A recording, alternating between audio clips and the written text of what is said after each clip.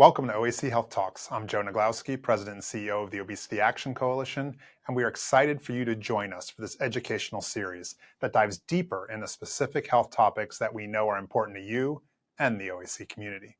Health Talks are designed to empower you while providing straightforward, practical answers and insights from trusted experts.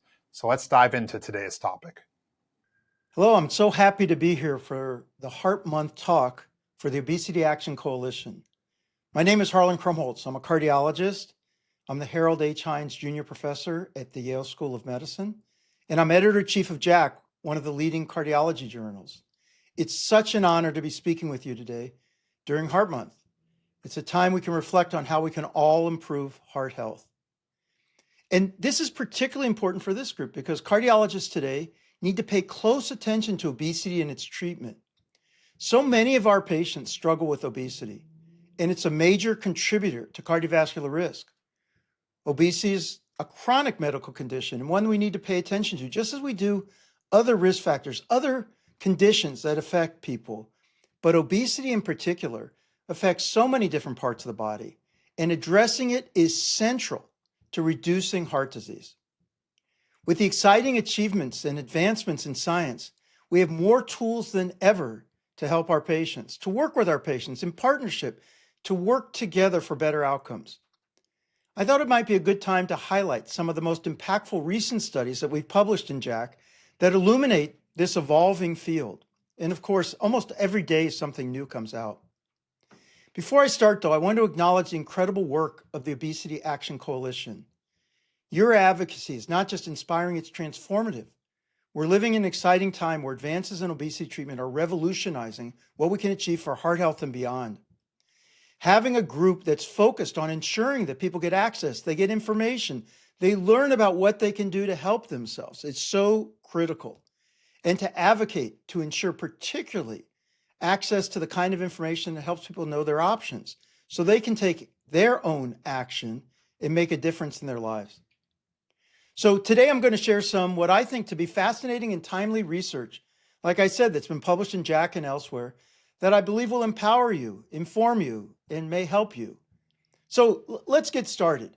So when we think about, of course, heart health and risk factors, and we think about the issues with obesity, we're always pushing the idea about physical activity and movement because, this isn't just about drugs or food and diet. It's, of course, about activity as well. We want people to live long, full lives, and being able to be active is an important part of that. We published a paper recently on the risks of sedentary behavior that what I found personally quite interesting. So, this is, I think, a kind of thing that people, sort of take for granted. Sedentary behavior is something that could be a risk factor. Well, in this study, which was conducted with data from the United Kingdom, they used accelerometers, just like what we have on our wrists if we have sort of these devices, the Apple Watch or Fitbit or other things. They've actually got ways to monitor activity.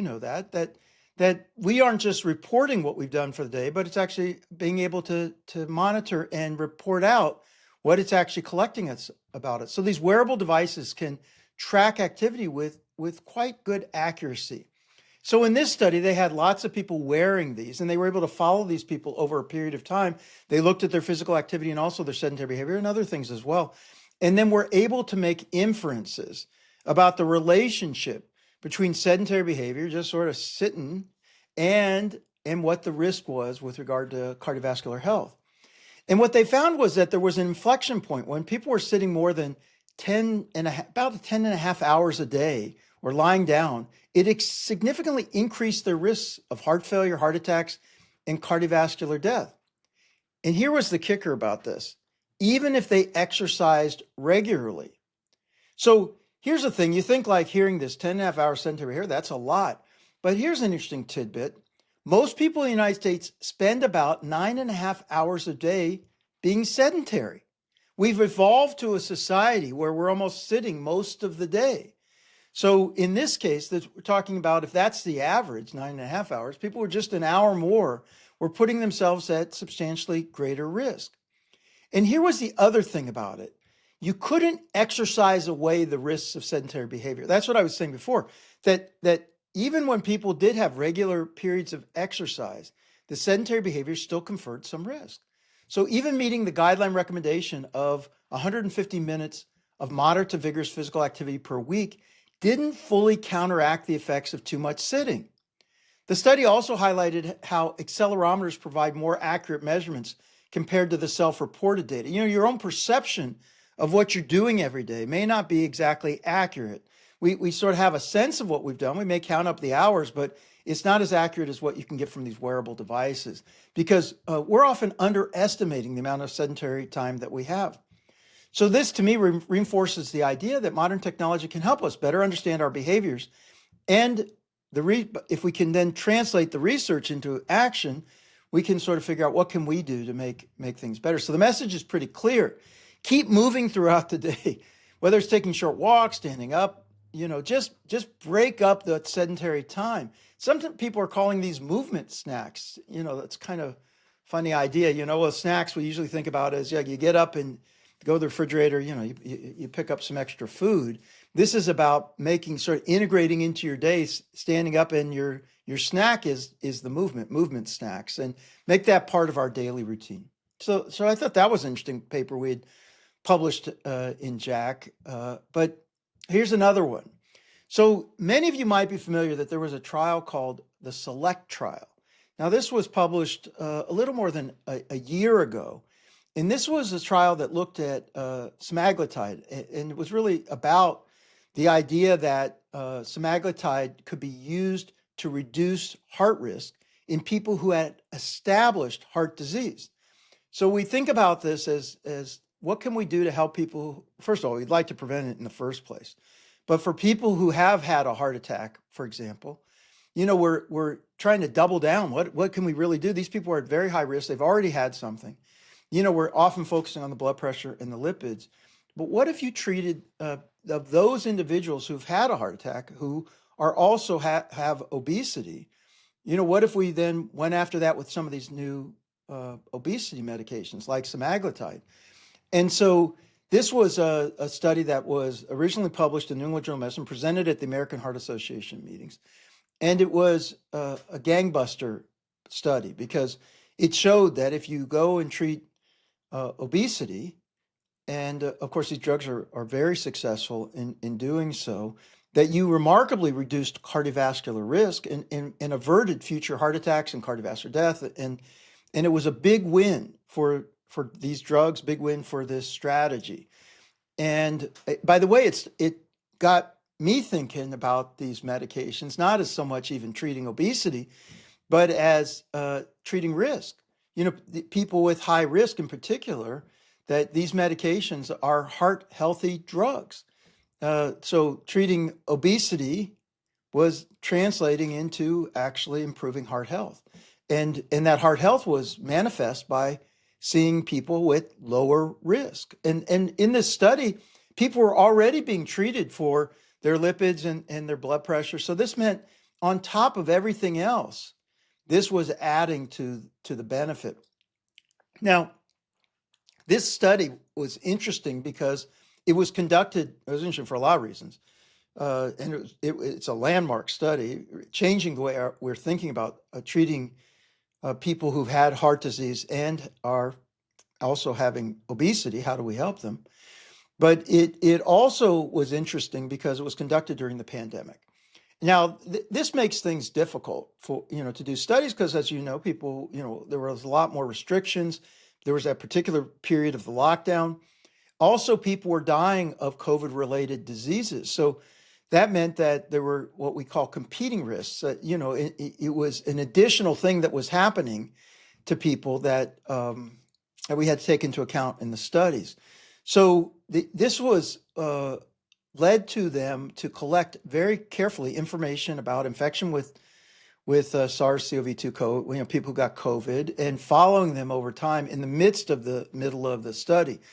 And these investigators took the time to sort of examine what happened, and they published a study in JACC looking at semaglutide and what happened during the pandemic. And what this showed, like I said, the study had already shown, the main study had showed that semaglutide reduced the risk of cardiovascular events in people who had heart attacks and strokes and also had obesity. But without, by the way, I should say without diabetes. This was a study without people who did not have diabetes. And that was impressive because, like I said, it occurred during the pandemic when people were dying of other things as well. But this was the interesting part, was that when they looked at this, they saw that people taking semaglutide had significantly lower rates of severe COVID-19 and COVID-related deaths compared to those who were on placebo.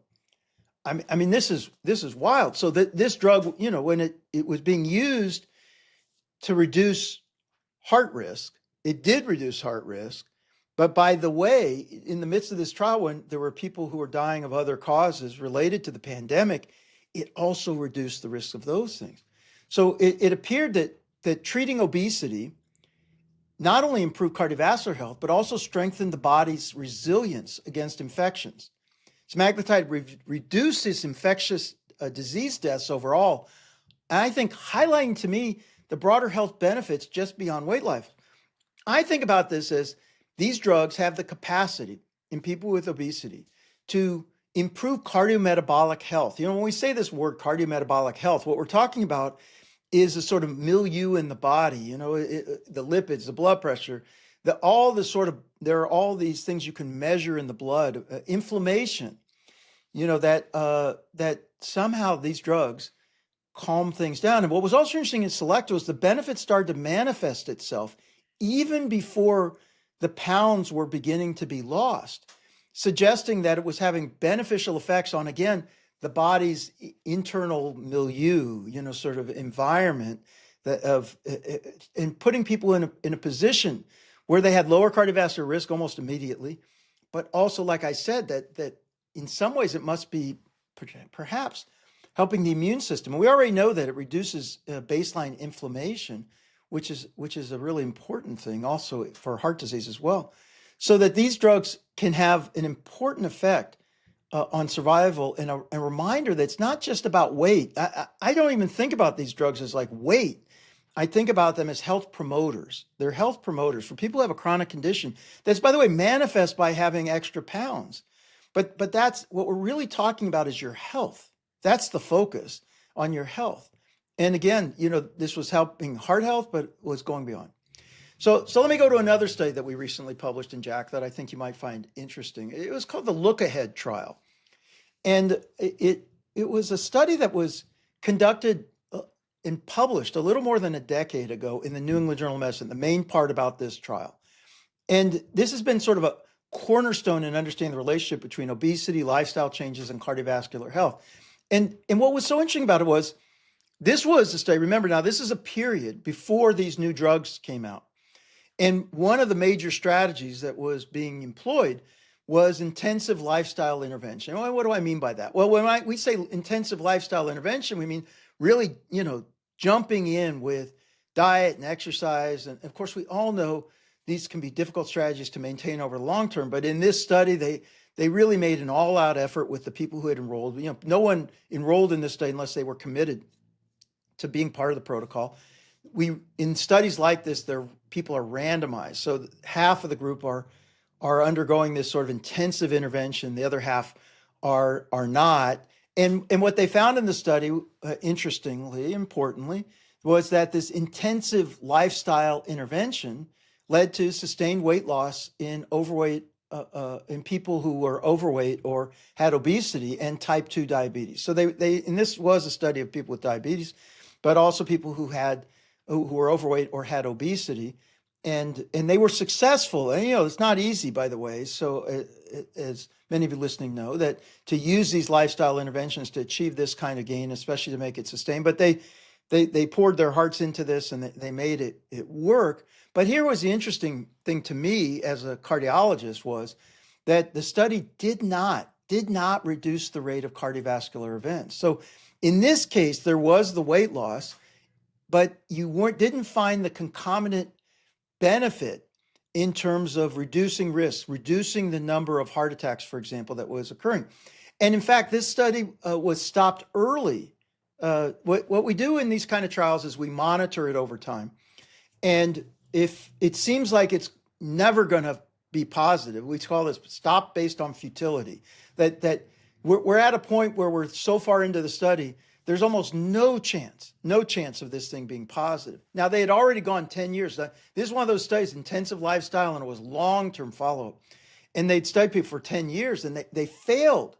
They failed to find that there was a concomitant, an accompanying benefit with regard to fewer of these heart events, improving heart health. And, they did, though, succeeding in having weight loss and achieving that in the intervention group. So what was the JACC study that just came out? So people are still puzzled about this. So they went back to that study. They collected blood samples from people who were in the studies, and they went back and looked at what we call biomarkers. Now, these are just specialized tests of the blood, which can correlate with heart health and cardiometabolic health and risk of heart failure. And they said, what was actually going on here? Was there any evidence, at least from anything else, from any kind of blood test, that people were actually, their heart health was better? And they looked at something about heart damage, and they looked at something around heart failure, for example, in particular, and they were mixed results.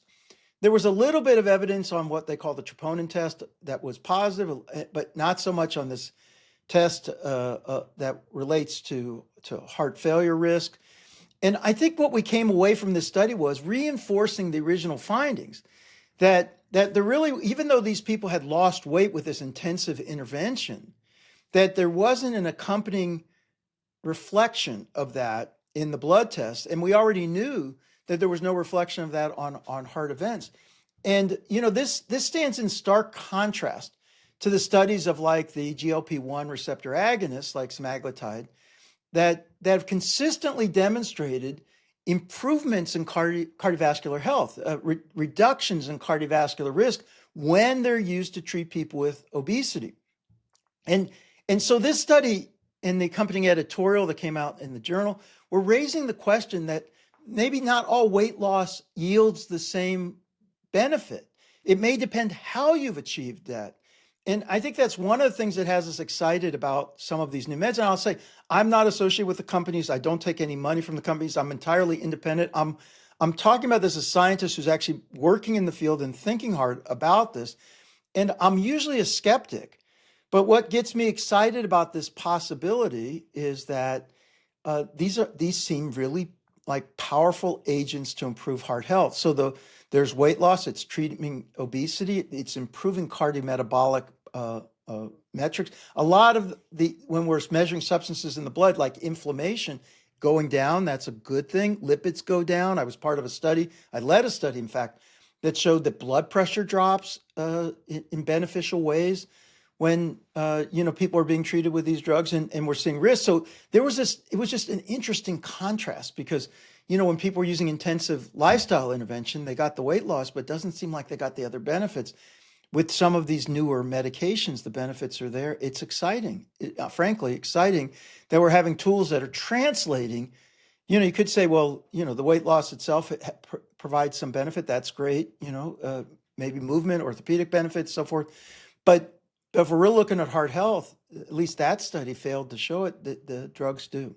So I'll give you one more sort of highlight that I think you might find interesting. And this is really, I think, groundbreaking. So there was a study called the Summit trial. This is a study that was looking at the use of these new medications. In this case, they're using tirzepatide, and that's the combo med that is out there to treat obesity. And they're focusing on people with heart failure, a certain kind of heart failure. There's a certain kind of heart failure, and actually we think of it as an obesity-related heart failure because it occurs so commonly in people with obesity. Let me say it like this, maybe. Among the people who have this, a great majority of them have obesity. And this is a heart failure, and I hate that word heart failure because it really does sound so ominous, but it can be very dangerous. And it's when the heart's not filling properly or able to continue the blood flow to the body in ways that the body needs. And sometimes the blood can back up into the lungs, or if it's on the left side, if it's on the right side, can back up into the legs. People get swollen. They can feel tired. They can have trouble breathing. There's a whole range of things that happen. In this kind of heart failure, the heart is actually squeezing normally. So it's just not relaxing normally. And we've just noticed that this is associated with obesity. There were people who came up with the idea that, well, what if we treated it with these new meds? What if we treated the obesity? Would that help the heart failure? And there was a study it was called STEP-HF, a study that showed that if you could, in fact, treat these individuals, of course, the people treated with the drug lost weight. But this was a question people had was, we know that was going to happen for most of the people who are being treated. But the question, what happened with the heart failure? And their quality of life and their function and so forth improved dramatically. But the first study that was done didn't have enough people for it to really test, would it reduce the number of hospitalizations related to heart failure? Could it reduce the risk of dying from heart failure? Would this actually be translated into the kind of benefits that we've been talking about before, that we talked about with SELECT? Remember, SELECT was in people with cardiovascular disease, like who had heart attacks. Now I'm talking about people who have heart failure. It's not squeezing as well. So in this trial led by a friend of mine, Milton Packard, did a beautiful job. This was a remarkable finding. It was published just a few months ago, and it showed that this use of tirzepatide in people with heart failure and preserved ejection fraction, we call that's the heart failure I was talking about it's squeezing normally. It's either moderately or normal. And it not only helped people lose weight, but it improved the clinical outcomes. People experienced fewer heart failure events, reported better quality of life. It was a win. I mean, again, another gangbuster finding that was just, for those of us in the field, this has been a hard condition to treat. And so we've had little to offer people.